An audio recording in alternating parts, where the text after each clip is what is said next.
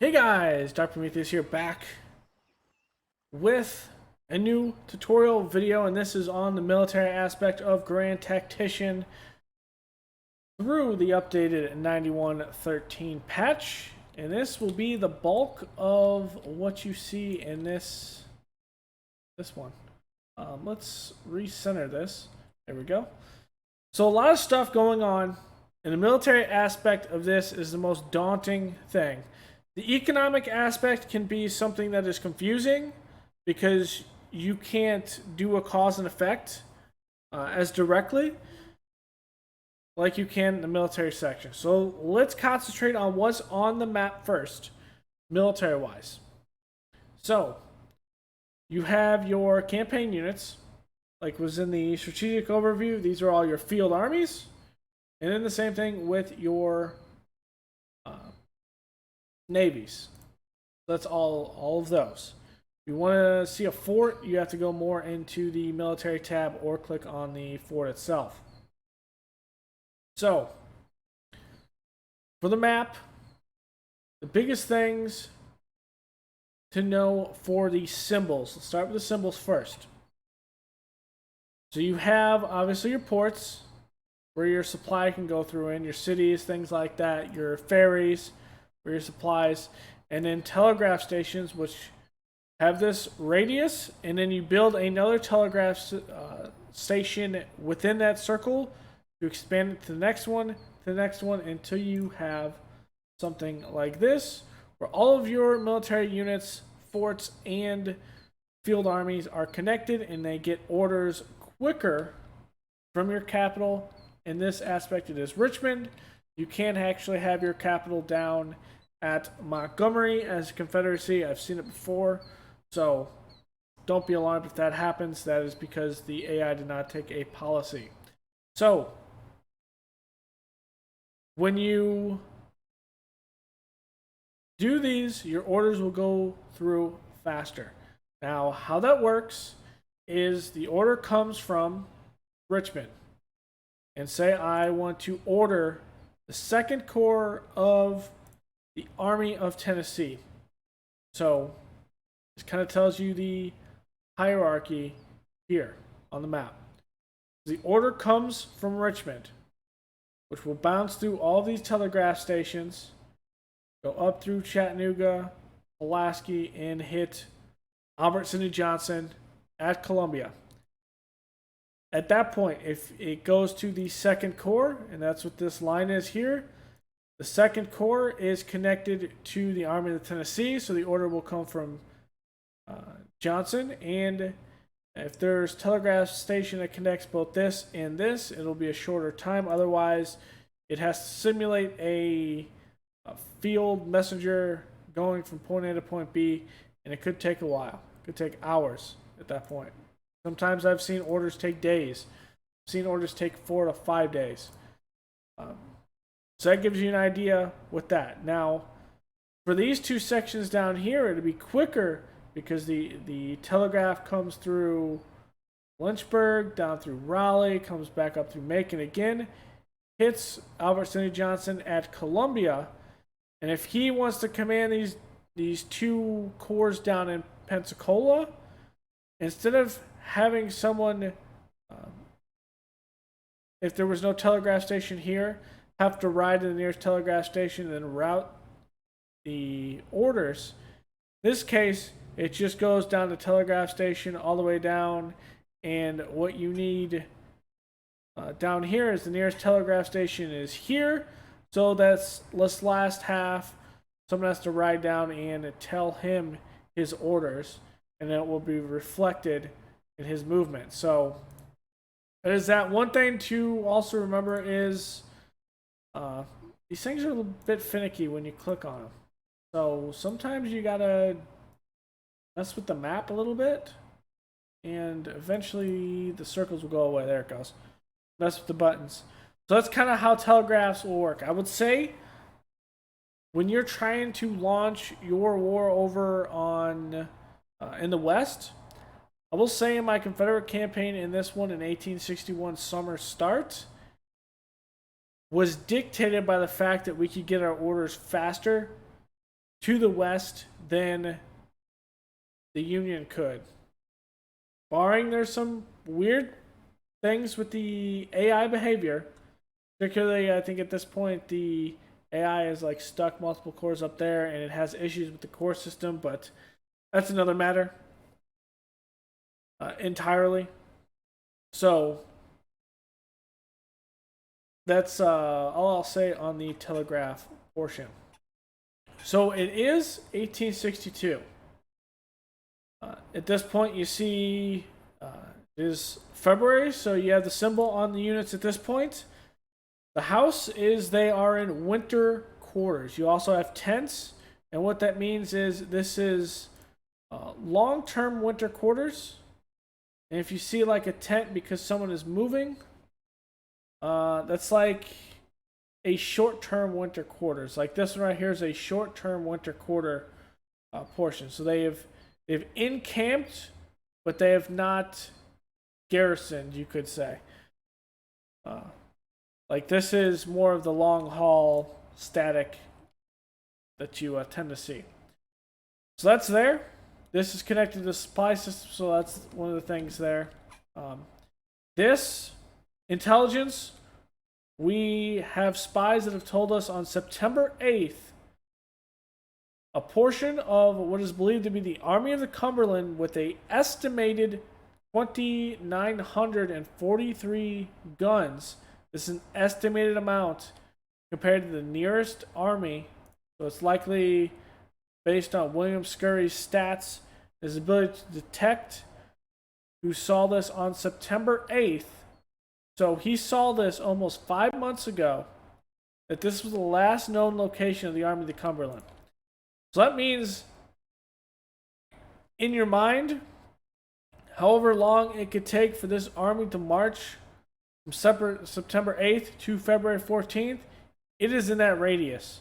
And in that aspect, if it could be anywhere in this area. So that's an estimation on that, as opposed to looking at, say, the Army of Northeastern Virginia. We have a good idea of what there is because they're very close to us. We have pretty good intel.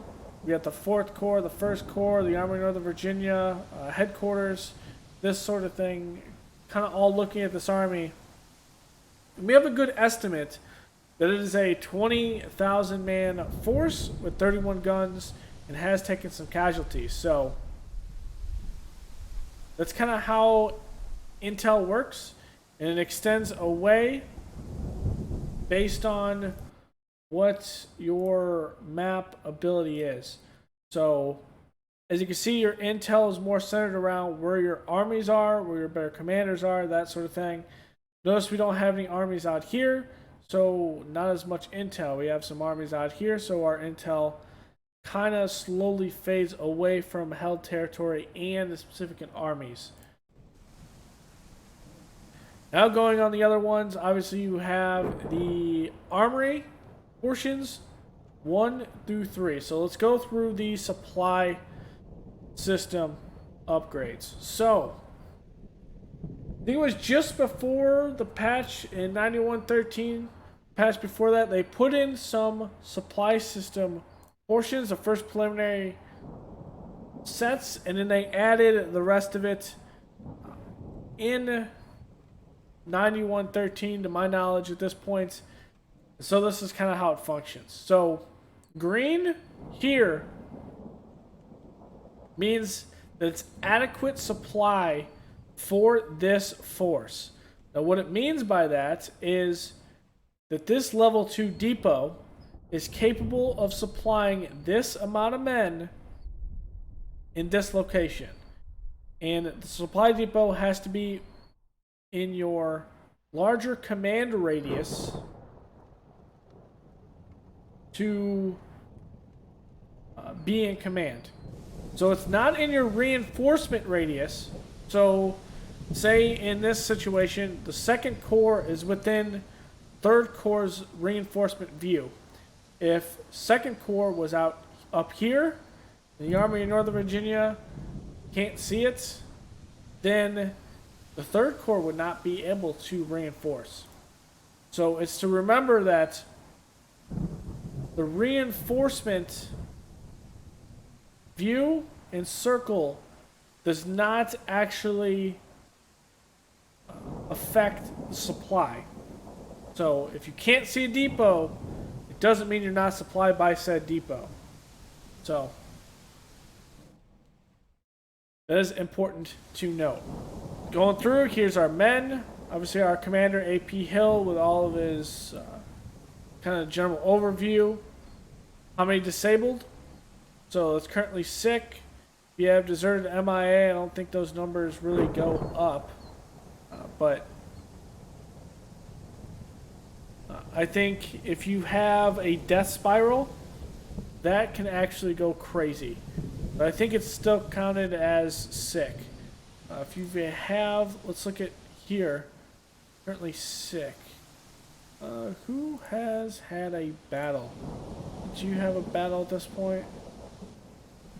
So they're sick. I know who has a battle. Down here. Third Corps got its ass kicked. So it still considers it currently sick. Fourth Corps. Okay. So right now, casualties that are not killed on the battle are considered sick. So they're not, no, here it is. They're considered wounded. Okay. So that makes sense there. So in this portion, there's a better example here. Going through, we have currently wounded. So that's from the recent battle. And then currently sick, that is from just normal operations being out here. You'll have disabled number fluctuate because, well, that's what happens in wartime. Desertions and MIA will go up if you start losing low state support. In this case, we have pretty high state support, so no big issues. How many cannons we have? Here's where it is: 21 6-pounders, 15 12-pounders, 53 12-pound howitzers, and 15 24-pound howitzers. That gives you kind of like a tooltip portion. Morale. So this is a tooltip I didn't use a lot in my campaigns, but it does have a new breakdown of it. So they're confident. So what confident is the morale specifically is at 79 or 75.9%. What that influences by is morale recovery is at 13.5. So that will go up. Morale is not associated with readiness, although morale can affect readiness and readiness can affect morale. But they're two different things. Morale recovers faster if the unit is encamped and rallying on friendly territory next to commander's abilities. So that is if you are encamped. We're encamped now, so morale is up. You're in friendly territory, or on the tactical battlefield, or in this fact, with this extended range, you're within your overall commander's aura. In this fact, we have Joseph E. Johnston. Joseph E. Johnston has the Missouri State Guard in there, so they will get some buff to that. So that's their in-range buff is 9.6. Morale is capped by the fighting spirit of 78.5. So that's the highest it can be. Fighting spirit on enemy terrain is minus 18. The fighting spirit is reduced if operating on enemy territory. This effect is reduced by higher military experience of the nation. So, in this aspect, it is reduced some by that 18% because we are technically in Union-held territory. This is an incursion. On the flip side, if I were to look on this army at Nashville, they're eager, the 99.8, because they're not on Union territory. So this is higher morale, and this does not reflect the morale of units that are just coming in or could have shaken morale. This is the average morale. So, of course, you have the commander. Let's go back to Sterling Price here. Then you have readiness. So readiness represents a unit's ability to carry out orders. Military operations decrease readiness, so your movement of any kind decreases readiness, while rest and resupply will improve it. They're in a rest and resupply state, resupplying from the depots. They're resting because they're in quarters, or they're encamped or entrenched. We're in green, so that'd be good. Red is you can still move in enemy territory. Orange, you can move within your own territory. And in red, you can only defend no matter where you're at. Odd thing is, and I'm not sure if it is intended, that if this army was red and you had another, or say this army was green, this corps, you had another corps here, but the army overall was green here, this reinforced red army, even in a defensive stance, because it is connected to the army headquarters, it is a core of the army headquarters, and the army headquarters is green. That red core will also reinforce through the army headquarters to the next core. So what that means is, give you a visual representation. You're over here, and say the first corps was red. It's red readiness. Longstreet here has been battling it out, and he is needs a resupply and rest. And if he was attacked, Lee is the army headquarters commander of the entire army. 4th Corps, say 4th Corps is attacked by the army of Northeastern Virginia. It is green. Even though Longstreet is red and in a defensive posture, he will reinforce if the army of Northern Virginia is in a offensive posture and in reinforcement view. It's weird. Sometimes it doesn't happen. Sometimes it does. It's weird. It used to be where the Corps wouldn't reinforce at all because it had no ability to, but sometimes it does, sometimes it doesn't. I've seen it in both cases, but I think technically if you have a stance that's defensive, I don't think it's supposed to actually reinforce, but it does. So that's that. So going through, let's look at somewhere that has some issues in supplying. So Missouri State Guard is within 2 supply depots. Remember, it doesn't have to be in view. This is still within this ring, so it's still getting resupplied. Actually, it's getting resupplied from the city and not the depot. So here it is. Supply capability. So one depot can supply several armies at the same speed, but storage will be depleted faster. Storage capability and supply speed are increased with higher depot levels. Depots will refill faster if availability of goods is high. Damaged depots deliver less goods. So, what this means is, say, this depot could not apply that. Let's look at one that's having an issue. Here you go. So the supply capability of this depot for the 1st Corps to Beauregard, it's in supply. So this tells you, hey, I'm in supply radius, this number. And here is my stats. I am within a supply depot. My latest average supply ratio is 100%. My speed of supply is 92. Here's my consumption. Here's my supply from the depots, which is 54%. I'm getting a lot from local supply from the city and things like that. I'm getting some from foraging and reinforcement, the like. But if you're out in the middle of nowhere, say 4th Corps here, he's out foraging, ammunition is good, his provisions are at 100%, and he's 100% here, and he is fine. Now, let's say the army of Tennessee out here. Same thing here. He's at 100 and 100 for foraging because he's within supply and that can actually supply that. So that's kind of how that works.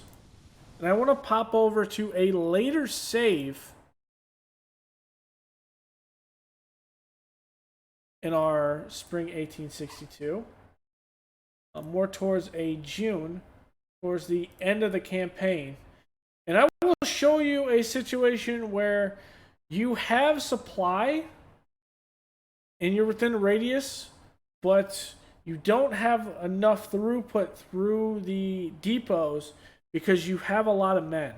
And that's where making multiple depots in some areas or where you're going or throughputs or guarding areas makes sense. And we're going to go back to the point where we were at the Washington cordon, when we were cordoned off DC in this campaign before capturing it, or this is slightly after capturing it at this point. And we are having some issues supplying some of our men deep in territory. So this symbol here means you are out of supply. Means this unit is not in range of a supply depot and it's currently losing readiness. Here it is here. Supply alert. You will lose provisions the longer you are outside supply depot range. So first, the corps down here, second corps, which is... Who's this? Stonewall Jackson is not in supply. So this alert will tell you, hey, second corps not in supply, fourth corps next to the Baltimore's not in supply, and here is their ratio. Hey, here's my latest supply, here's my speed of supply, and here is my consumption, and here's what I'm getting around me. Ammunition. Hey, this is how much supplies of ammunition I have from last battle, or after fighting the previous battles and everything. This will be not colored in just like this if you're not in a supply range. On the flip side, if we go down here and we look at the Army of Virginia under John Henry Morgan, let's let it run for a second. Hey, the symbol is now flashing when I go over it. I go back to Stonewall. It's not flashing. That's pretty much your indication that this unit is not in supply. So, you hover it over it. Here's supply depot. The condition is 100%. Supply speed is 100%. Your average stock, refilling speed, and supply capacity. So supply capacity is big. So in this case, there's 2 units here of 20 or so thousand. And they are not getting supplied adequately for a level 1 supply.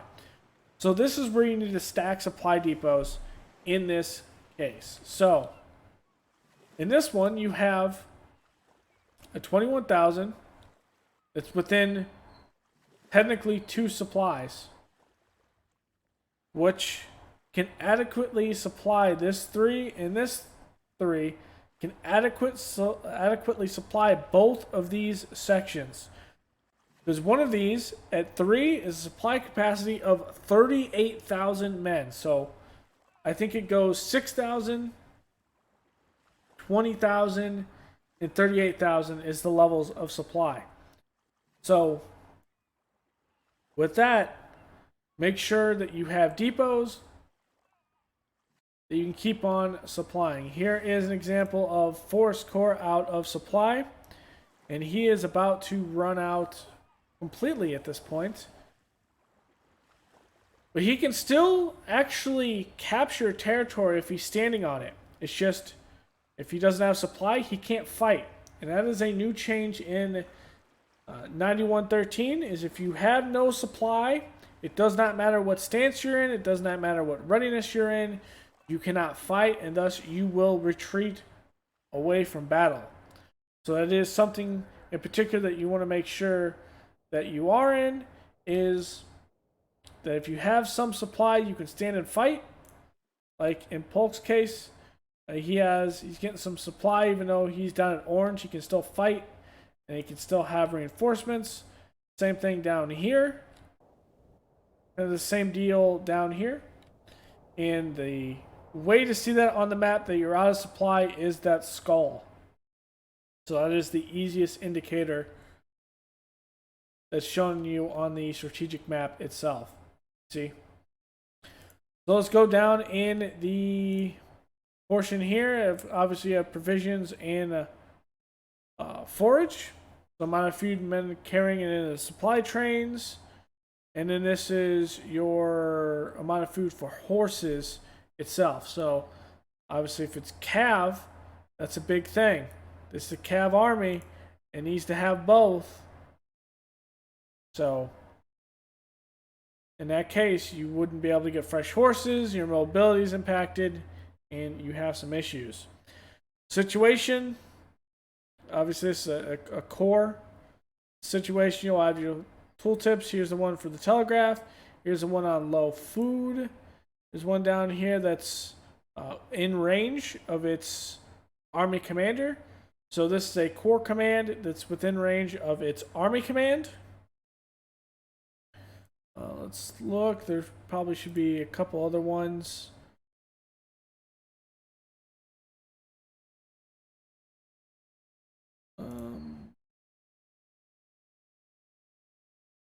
Let's see.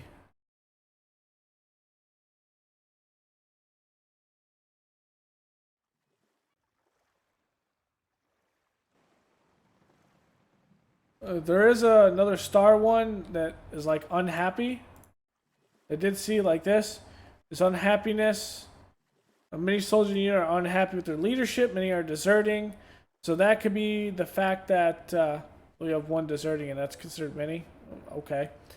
It could be with the stats of the commander. Maybe he is defamed, something of that nature. So unhappy will affect the morale, and thus it will come on the field with a worse morale. See, unhappy is 0.6. And being within telegraph range is a point as well. So that's something to remember. Status, whether you're encamped, here he's encamped, you have entrenched like this. This is entrenchment. You'll have winter quarters if it's a house. If you're just standing there, it's just, this is your base encamped statement.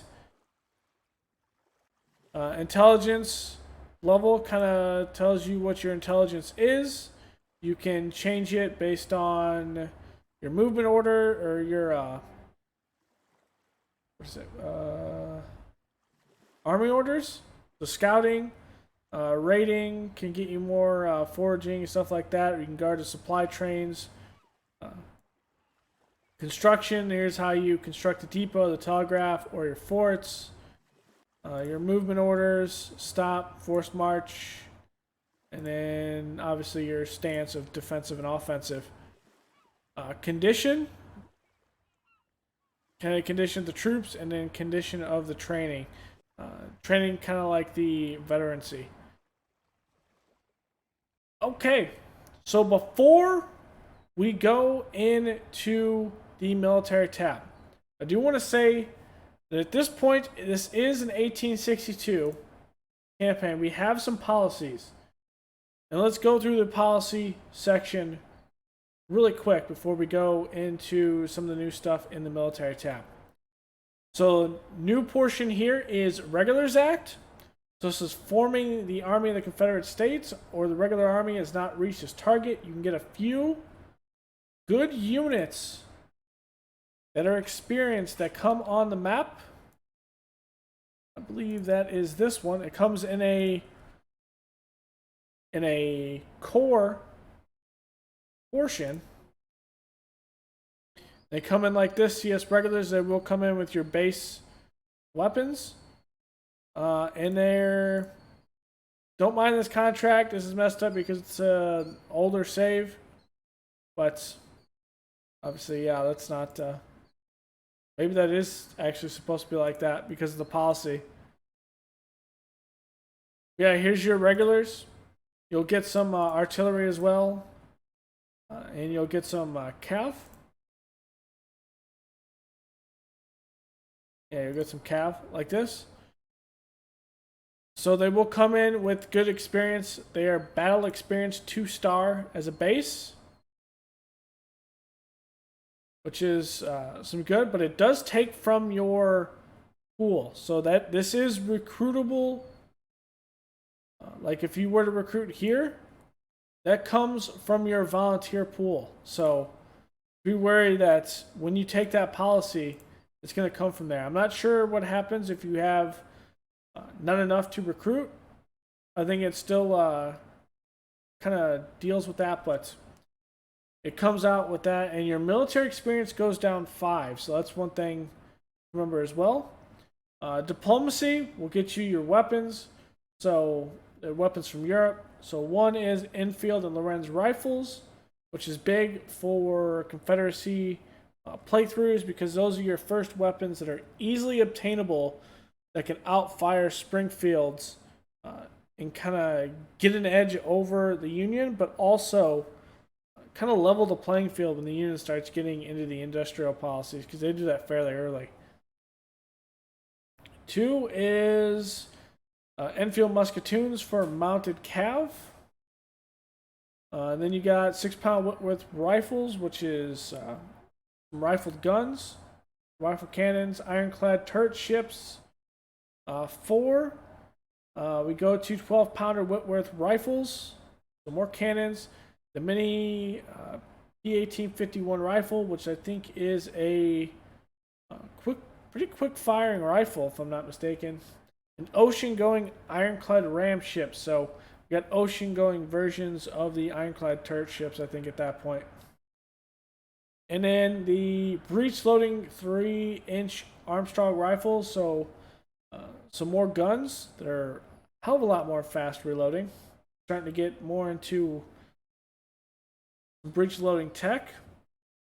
The Dry's needle gun, which I think as well is a pretty good, if I'm not mistaken, that one is pretty fast firing as well. I've never got down to Diplomacy 5, so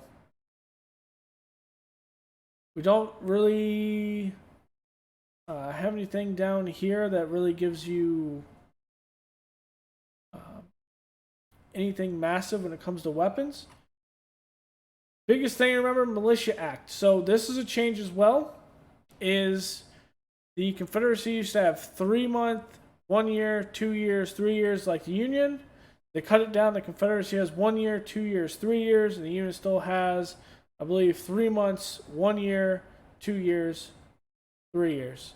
So a little extra 1 if you're doing a Union playthrough. And then one thing I do want to say is a lot of people ask me in my playthroughs why I take Military 1 into Military 2 quickly. And that is because Military 1 will give you your first recruitment slider now. In your finances, Military 1 allows you to get the recruitment slider usable. So that's big. It's no longer Militia Act 1. This just changes the contract lengths. So this doesn't actually... some of the quotas increase, but not to the amount that you think.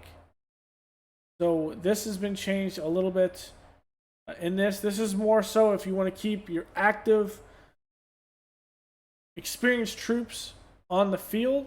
You take this. If you want a lot more recruits, you really go down the military policies. So you get your first slider here. You're allowed to use recruitment, civil order, and trade warfare subsidies. So it allows you to do that.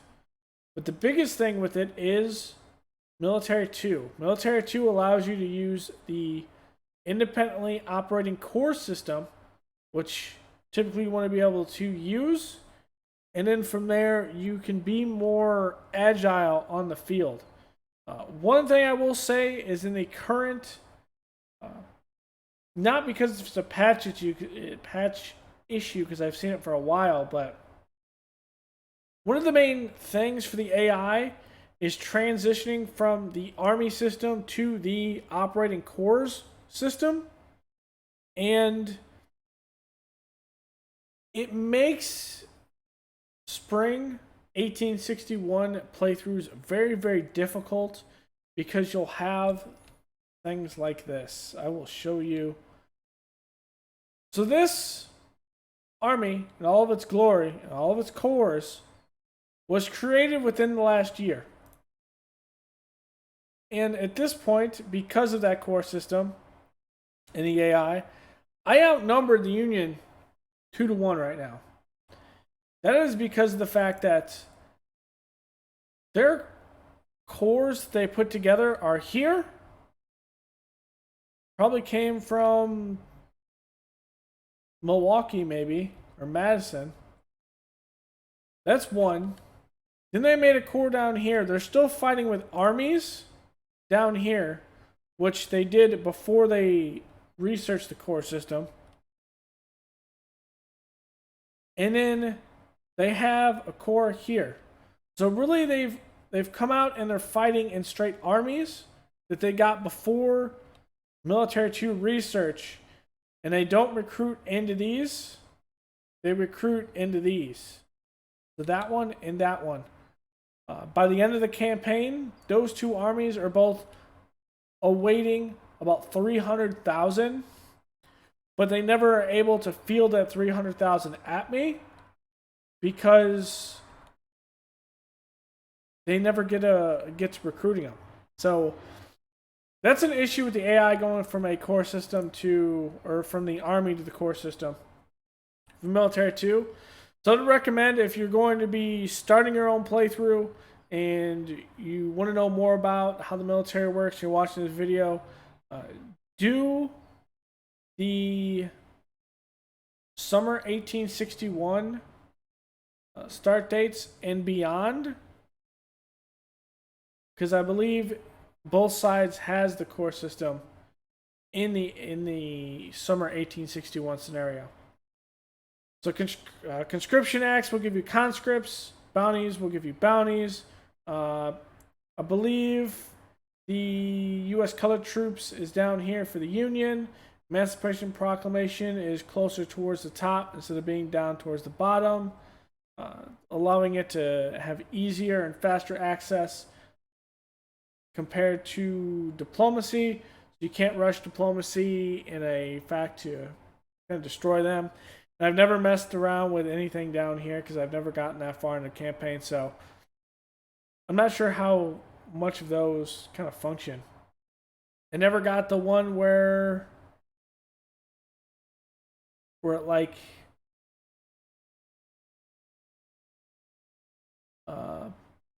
I think it's in the Union one where it's like Major General Commander, which might actually affect this. Like I never get down there in that one. So to show that in the organization, we are in the core system. So that's why I did that. You have all your filters here by state. You can go mostly by field armies or garrisons. I only want to see field armies, so I'll only show field armies here. Cuts it down to 5. And then kind of like by state, alphabetic, size, ranking, so on and so forth. So let's go over to our largest army, and that is the Army of Northern Virginia under Lee. So again, here's men. The total amount disabled in the entire army. So those stats would be, if you were to click on Lee himself, not Baden, but Lee himself. Oh, Lee's up here in the start date. Here. This will be the numbers of the entire army. So the parentheses is what is in this headquarters Lee is in his headquarters by himself. There's no one attached to him. And he's got 96,000 men in his armies. Those 96,000 are split between each corps, since each corps does not have an army structure under it because it's not there. If I were to move units under Lee, Lee would have X amount under his command with X amount in total strength. So that kind of gives you an idea there. So this kind of tells you here. All attached units, 96,000 men out of 5 corps. They're containing 14 divisions that make up 54 brigades. Directly attached units is none are directly attached. He does have 5 corps attached to him. So that's kind of what that number is. This number is the entire army. He's got 284 guns in all of this. You name your kind of state support, that sort of thing. I don't think any of these are in there. Well, none of these are in here because this is the army command. Your army command can't actually have any of that. Neither can your division command or your corps command. So corps or division. Only your actual brigades. Their commander has each portion. He's a major general at this point. Pretty much everyone should have that major general rank. He's a colonel. They kind of changed this to where what their position is. They have that trait. So no more of the weird stuff where you have a captain. We're going to test it. We have a lieutenant.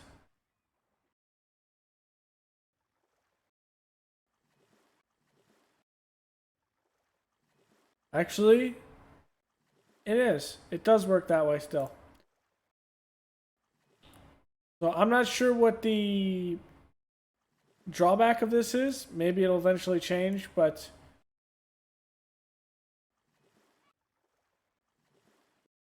you have a colonel.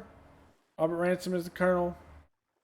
Branch of arms, so you have cavalry that's in there. You have some that have none. And then you have infantry. This is more increasing the readiness and marching ability of the unit, maintain fighting position of infantry. Same thing with cavalry. Helps maintain condition of horses and morale of troops. Branch of artillery, having originally served field artillery, this officer knows how to train his men to fire fast and accurate. So better guns. And then so you can have that on down. You have veterans of the Mexican-American War here. So kind of helps keep him in line, essentially, with his traits. Gonna go through, you have volunteers. So he was volunteered and was appointed to elect command. You have those with West Point. West Point graduates are your more professional ones that you want at higher commands, like up at Jewel or Longstreet. You want them more up towards the top. I just saw another one here.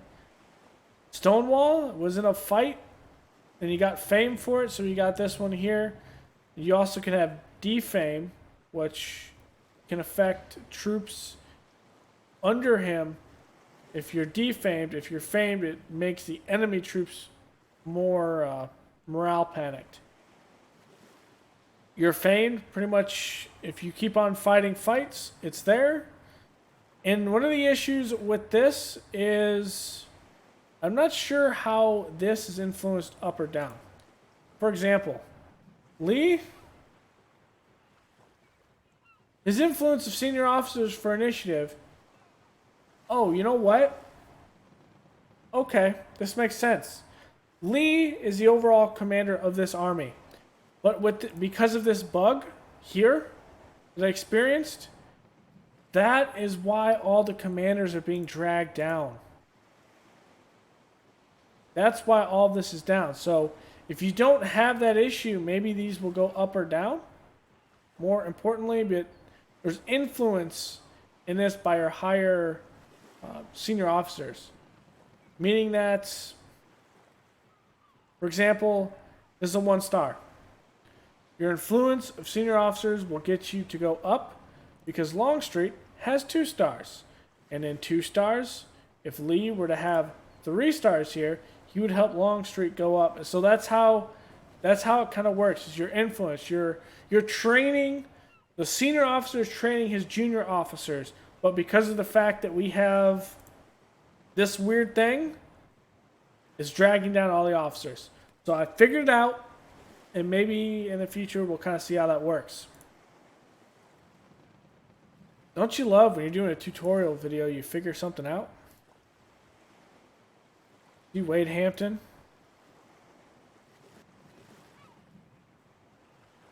Getting it, see it's going up because that, and that should be going down because it's the same. Okay. But also that, too. This commander is not able to improve his skills through military service as the experience is already higher than the nation's military experience. So military experience also affects upgrades. So, where is it, military? So here, we're at 25. Ooh.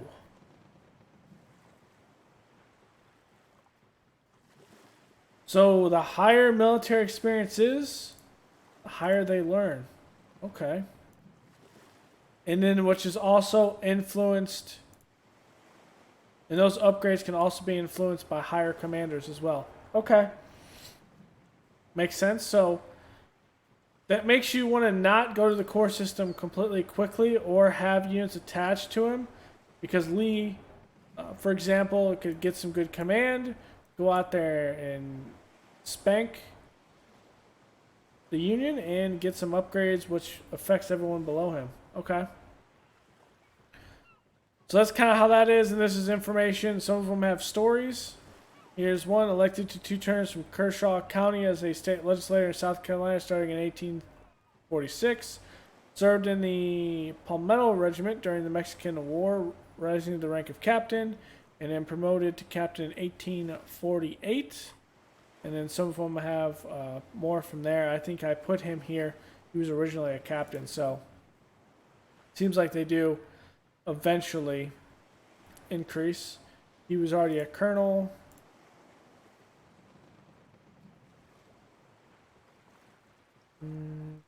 He was a captain before the war, now he's a colonel. So that kind of goes through the organization for the most part. I don't think there's anything else.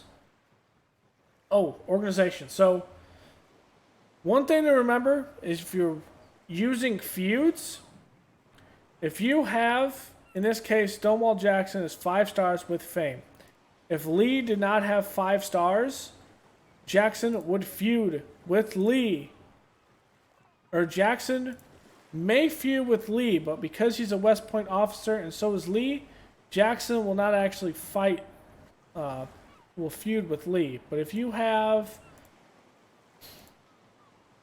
say, a situation where, like this, where you have a politically assigned officer that's under a West Point graduate or a volunteer, and he has more fame, he might actually feud with the officer above him. So if you're using feuds like that, make sure you pay attention to that. Look at the traits, look at the fame, see if there's a fame icon, and see if you have to change any of the units around. It used to be where if you remove, say if I remove Lee here, you would automatically defame him. That doesn't happen anymore that I've seen. So you're fine switching around commanders. So you won't have like a defamed if you take him out of command, or if you like how I do it. I'll take Young, I'll put someone else there, I'll put Young here, and you kind of slowly promote people out from brigade to division to corps to army. And sometimes if you did that, like you'd have the first corps commander here, Longstreet would be defamed because the game didn't recognize that you were going to make him the army commander and send the army commander if it was someone else somewhere else. So that wasn't there before, but that's kind of been fixed in that aspect. Of course, your search bar, your experience rank, you can kind of change. Cool thing with the search bar is you can look for commanders that are inside armies, or you can do it in here with all the officers, because this is the officer pool. This shows because we have a corps selected. If we were to have the Stuart's Brigade, it would show us everyone that can go into Stuart's Brigade at that point. It's funny because Pickett did die here, so that is one thing as well. KIAs, WIAs, all that stuff is implemented. I don't think POW section is implemented in the game yet. So you can kind of look through your officers and search and use the filters to kind of look for an officer you particularly want if you're role-playing, which is pretty cool. Fleet's self-explanatory, pretty much drag and drop. This is James River Squadron. This one is in a river, so you can't put these two. Gonna look for one that's not in a river. This one's not, so you click it. This one's in a river, that's why you can't put it there. That one's in a river. That one's in a river. This one's not in a river, so hey, I'm gonna put it over here, and those will slowly at 100% kind of off the map moved in a way, so it'll like arrive there, and then once it's in the fleet, it will kind of do its thing from there. Navy kind of works in a way that you have to keep it supplied, but you're pretty much moving it in and out of port and just fighting with it in a way that's not too complex or complicated because you can't control it. Cool thing down here is auto-generate units. Now you can take, say I want a division. This is campaign's over anyway. I have this division command and I want 2 infantry, 1 cav, and a cannon unit. And I want 1 flying battery. I want to auto-generate units. So, you might ask me why it did this.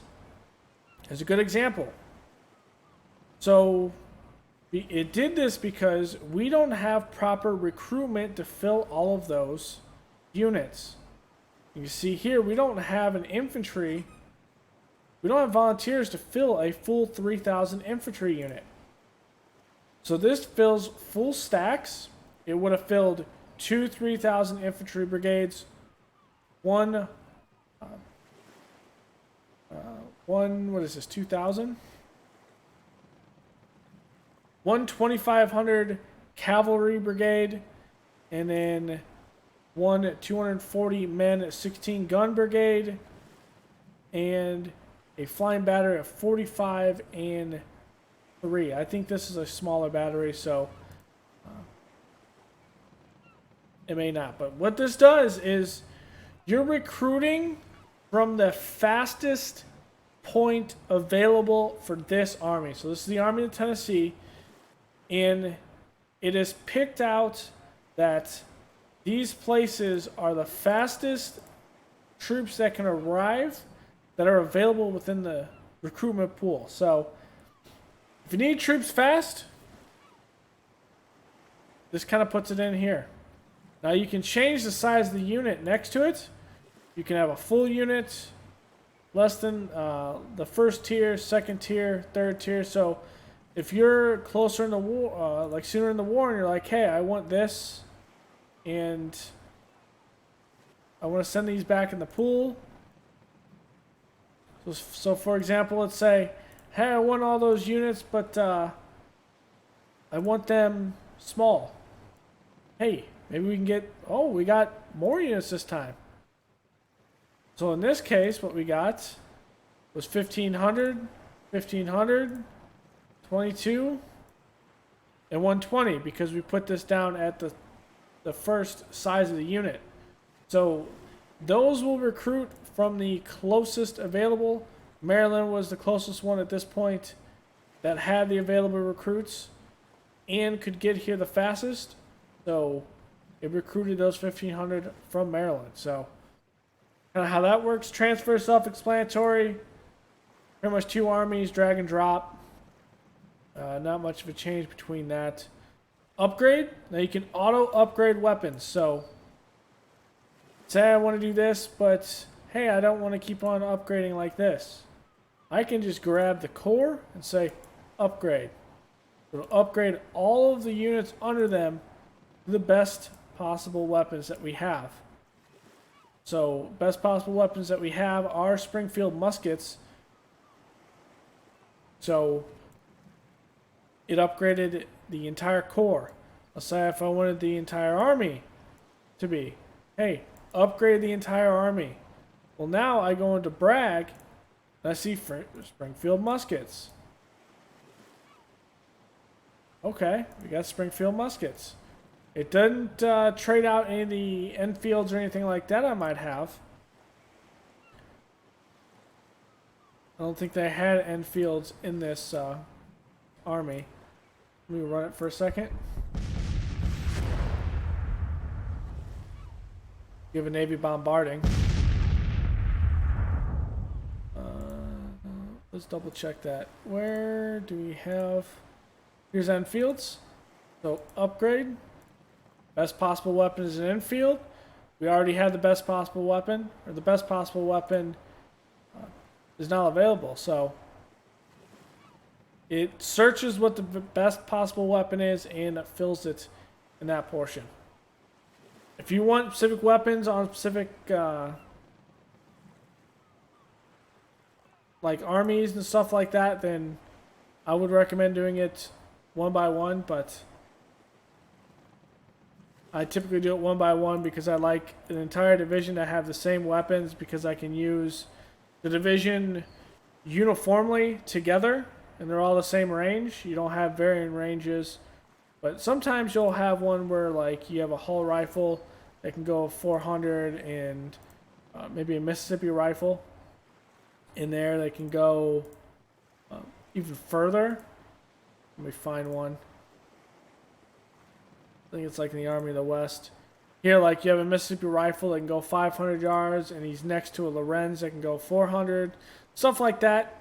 Not too big of a deal, but the biggest thing is I go for range over anything.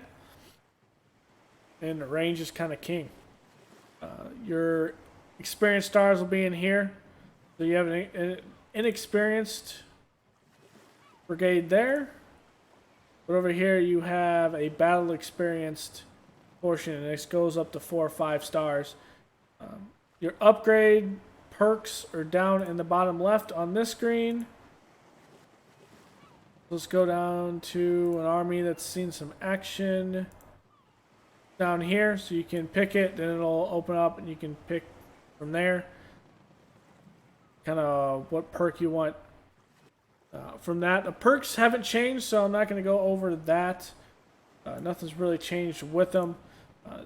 They've just got expanded tooltips about what each one specifically does, as opposed to having to think about how to upgrade or what the specific range upgrade is for, like, say, Deadly Volley, which is more towards close range, I believe, and it will tell you like what increase that is, like 10% more damage at close range, more accurate or something like that. So it'll kind of tell you that in a tooltip. It's more straightforward, but the mechanic is generally the same.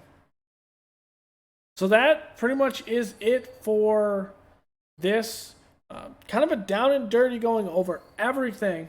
About an hour long. There's a lot of new stuff that they put in here. I kind of mixed in how it related to the new stuff. So if you haven't missed that or you didn't check out those tutorials, here's another one here. Massive, massive amount of stuff they used and put into 9113. I can't wait to see what they do, because they did announce, I believe, officially that 1.0 comes sometime next year. Don't quote me on that, but that's what I heard.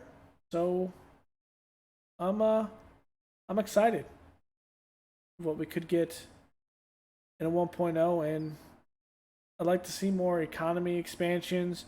They talk about Spain, but we can't really see Spanish territories down here. You have only this part of Mexico. So I'd like to see, since you have like an off the map portion, it'd be cool to add in Cuba in a way, and a little bit more of Mexico, to the standpoint that when you have intervention, you actually have somewhere to go. Like Canada's cool. You actually have somewhere to attack. As the North, you can actually stop and actually see the British movement up in Canada, and the same thing down in the Bahamas where it's more of a naval port. But you can see those. The French just kind of march.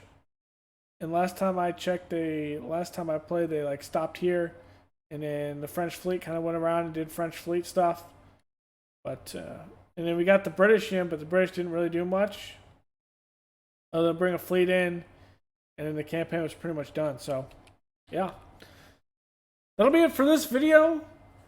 Coming up for the channel when it comes to Grand Tactician, probably gonna do the couple battles that we haven't done on the channel, and then maybe hop in a new campaign from there and see if we can't get some good stuff in a late time scenario. I asked someone, did request an 1864 campaign,